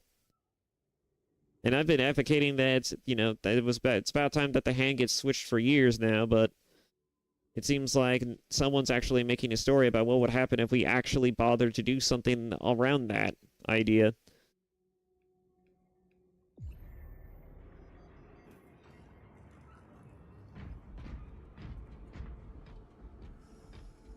Let's get this mission going. There is one thing I should probably check, and that's to see if I can upgrade my weapons just ever so slightly. Let's see, I can spend a point to get a mastery in this gun, which I will. Yes, thank you, game. Let's see, headshots deal more damage. Damage increased by 10% against terminus level enemies. When your health is below 30%, I'm gonna go with headshot damage right now, because that's just gonna be more important at the moment. And then I could just respec it later.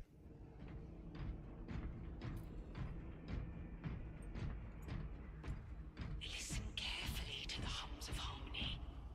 They will inform mission spirits need to know before any diagnostic. But yeah, armory data is going to be very useful for that. There's also a vendor, a mechanicus you could talk to over by that thing, where you can essentially exchange currency for armory data as well. And a mission, any given mission at a time, right? You can get like up to 2 armory datas, one for finding it, and, you know, from one of the servo skulls, the other one from killing one of the mini bosses. And so if you were playing the game optimally, right, you would eventually get like 2 of them by the end of a mission.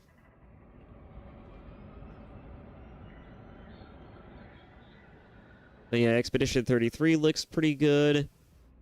Oh yeah, I don't know if I mentioned anything about it, but Duskborn looks like it's something to keep in mind. Nintendo's price range of $80 games is kind of weird, but I hear that they're actually talking about maybe rescaling that thought.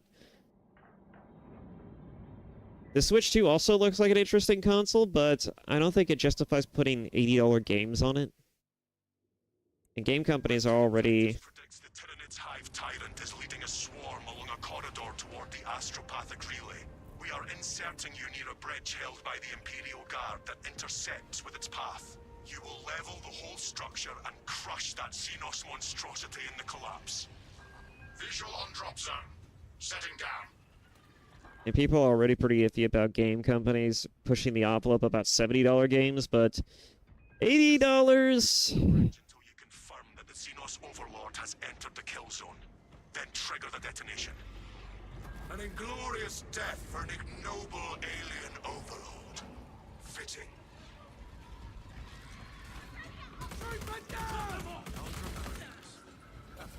That'll up the odds.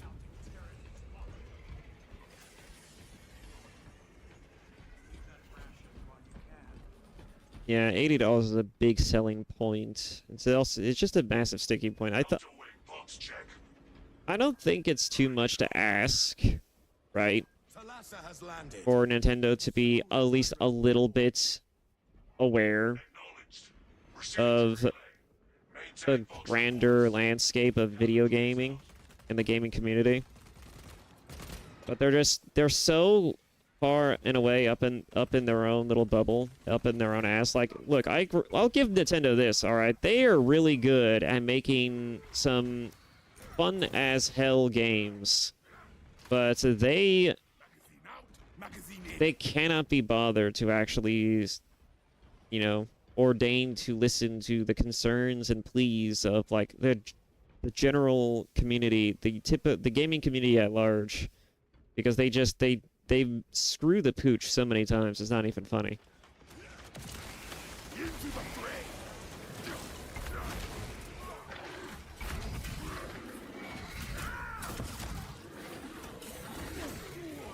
Not one is screaming for help. Silence. Okay, come on.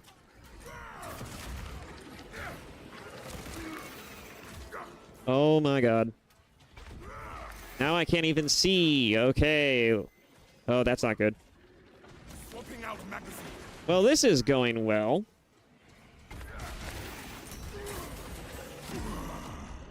Upright.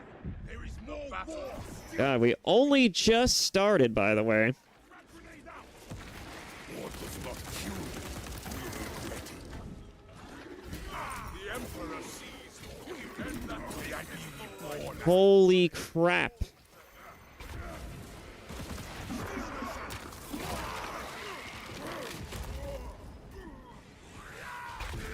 I really was tooting my own horn when I said all that shit back in the last mission.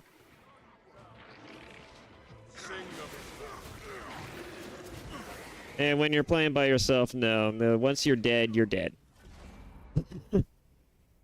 Once you're dead, you're dead. Mission's over.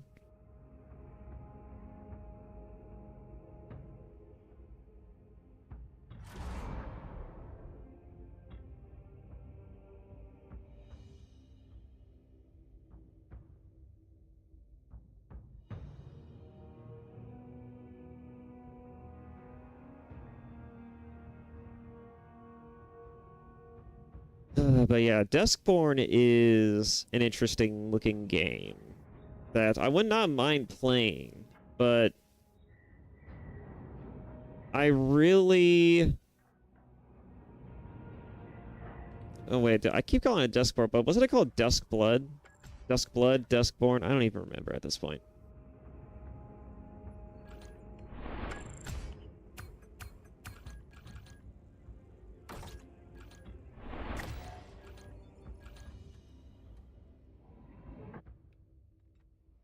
But yeah, either way, it's another Bloodborne-like game by Miyazaki that I would absolutely not mind giving a try, but because it's Nintendo Switch 2 exclusive, or just Nintendo Switch exclusive, it's not the biggest thing on my radar, especially with the asking price of $80. But on that subject though, like Nintendo, they have a problem, especially when it comes to older games, right? Like people always talk about how piracy is a big thing, companies always bitch and whine about it, even some indie devs do it. But the main problem with Nintendo, and Nintendo's the biggest, it has by far the biggest argument against itself in regards to piracy, and that's the fact that they have a lot of old titles, right? That people love and enjoy, but they do not port it to their modern consoles at all. They don't even make it available anywhere else. It's like, well, how am I supposed to enjoy these games if you don't make them available? And as another person in the games industry has once stated, piracy is not about, it's not about, people trying to break the law, among other things. It's a service issue. And I totally agree with that. It is a service issue. Just look at Nintendo. Nintendo's got an entire library of games that are really fun and engaging, very enjoyable to play, and they completely sit on them. They just squander it. They squander it, and instead of making... Here's an example, right? They could easily get around the idea of piracy and problems involving piracy. If they wanted to, all they would have to do is just make their own emulators and then just port those emulations across all of their consoles. It would not be that big of a deal. It really wouldn't. If they just made their own dedicated emulator and then they just ported all their games to modern consoles with that emulation in mind, it'd be fine. Because the emulator, what emulation does essentially is that it simulates the console experience from which the game was based on. And so if it thinks that it's operating on, like if you're, for example, playing a Nintendo 64 game, like Super Mario, for example, like Super Mario 64, you could play it on a modern console by simply taking the Nintendo Super Mario framework, the Nintendo 64 framework, and then creating a program that simulates and emulates the Nintendo 64 I don't know, framework and experience of it. Just basically, it's kind of complicated, but the idea essentially is that it creates a sort of like a program that simulates the console, and so that way the games and the engines that are made for those consoles could run it, and so you could essentially just play the game on any type of hardware if you just simulate the hardware part of the experience for the software part of it. And so, naturally, right, there's a lot of places you could go to get games that help to get you those old titles. But Nintendo is such a fucking dumbass by having all these great classic games, and instead of just making them available on their hardware, they're more inclined to just stream it to you. It's just like, I don't want to play the game using a internet connection. I don't want to play it like it's Google, what was it, Strega or whatever. I don't want to play it like it's some type of experience that needs to be streamed literally to my consoles or to my devices. I would rather just play the goddamn game physically, right? Let the hardware do the job, and just let me have the game physically or as data on my hardware. This should not be complicated. But Nintendo doesn't want to do it that way. Nintendo would rather you just buy into their services and pay for the experience and pleasure of playing those old games, and they don't even have the full library of games for which to play, which is the most baffling part about it.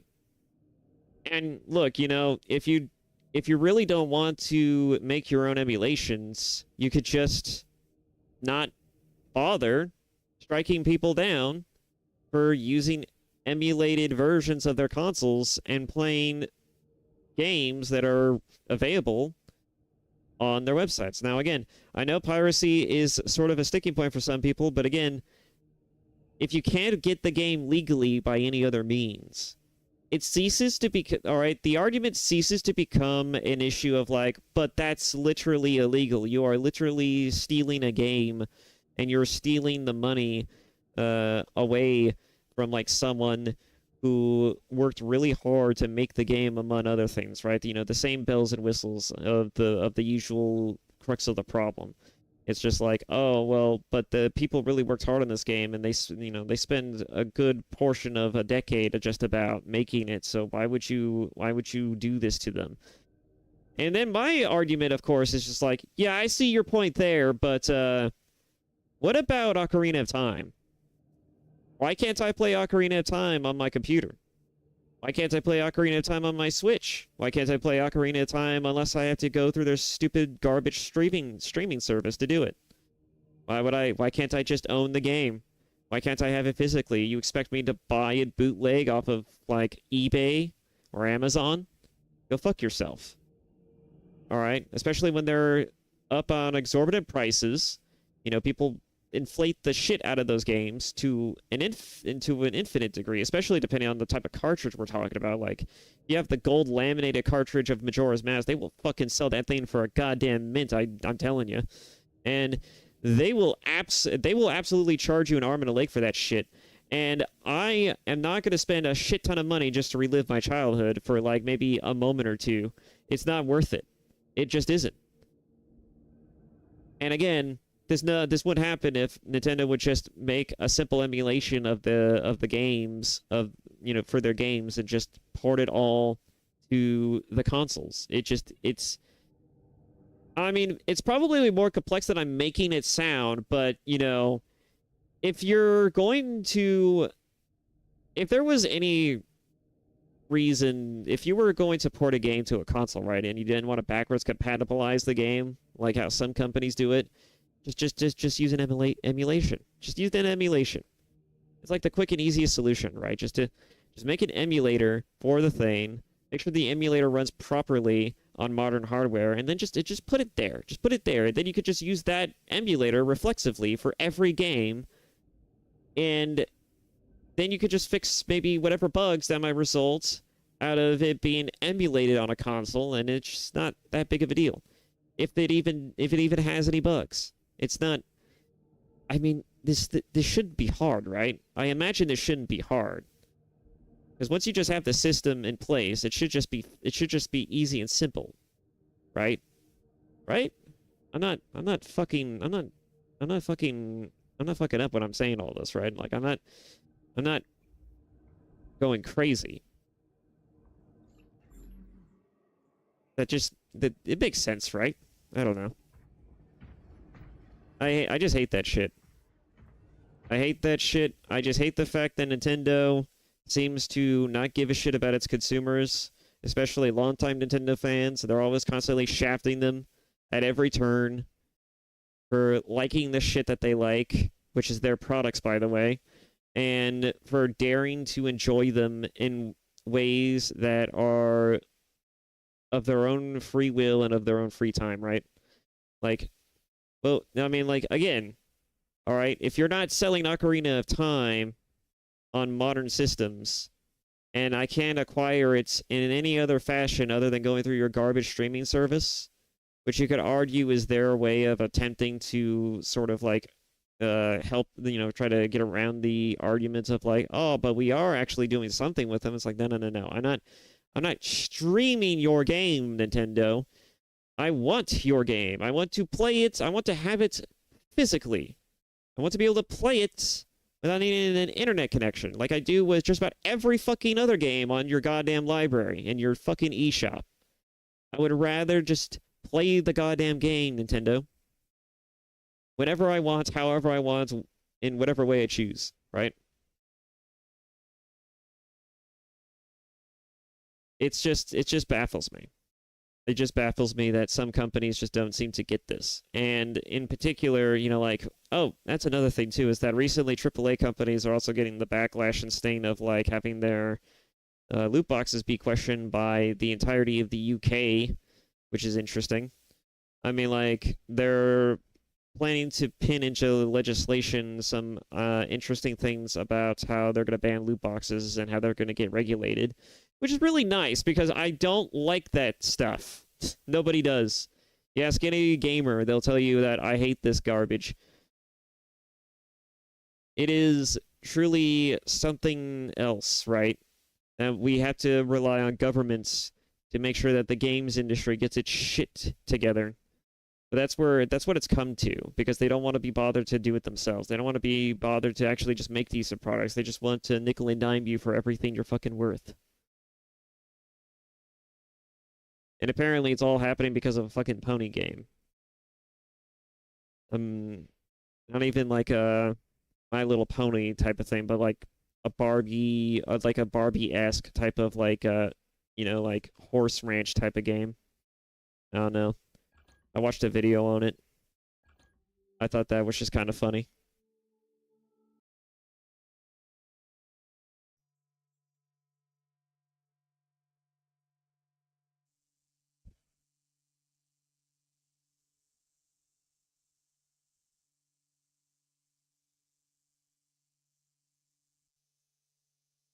Let's see.